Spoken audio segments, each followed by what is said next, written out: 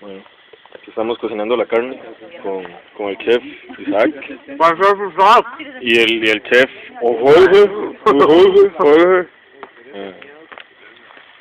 Chombo. Vean por este lado, por allá. A Marco. Anup. Cantando, dando un concierto. Por ahí es más largo todavía. Relleno. Está pillado. No vea la SAP. Está picada. Estoy enferma por vea, man. Vea estos centímetros. Yo estoy diciendo, madre, vea estos estrellas. Es que a todos los que sean de la fruta los tengo que me suenen así. Rubén, man, no es pijado. Diego que lleva ya 4 gramos de cocaína, no es barato. Cargo. Arturo, el presidente ebrio. Después de mandar un mensaje a Jack Panamá. Con sus particulares caras. A Jack Panamá. Jack Panamá. Y bueno. ¡La mamá de la fogata!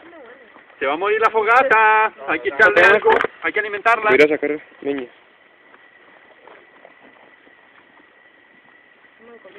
Eso es un poco bueno. Tiene unos buenos.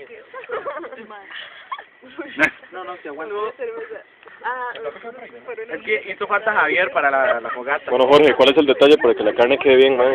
Bueno, primero utilizar una espátula, no un tenedor, porque si se pincha la carne se le salen los jugos. Ajá.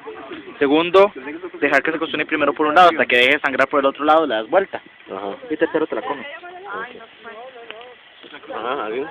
Una buena carne no necesita adobe, solo sal. Sí, como los estofados, los estofados argentinos. Sí, de hecho. Y bueno, Muy buena la carne. aquí está el otro chef. Bueno, no, en realidad yo soy el asistente para ventilación. Asistente culinario. Asistente culinario de ventilación. Debimos haber cambiado, yo hubiese sido la logística alimenticia y sistema material. Ahí está. ¡Opa! No, fue muy tarde tu reacción. Ya no me quedé. Aquí está el chumbo. Es que... Ahí el chimbi. La bandeja, ¿dónde está, man? ¿Está atrás de ustedes? ¿Qué para volver usted? Sí, pero es que él tiene sangre en las manos. Ah, yo tengo 2 guerras en la mano. Bueno, la carne se va a quemar. Se come un toquecito. No, o sea. Esto no es nada. Vale la botella, ¿verdad?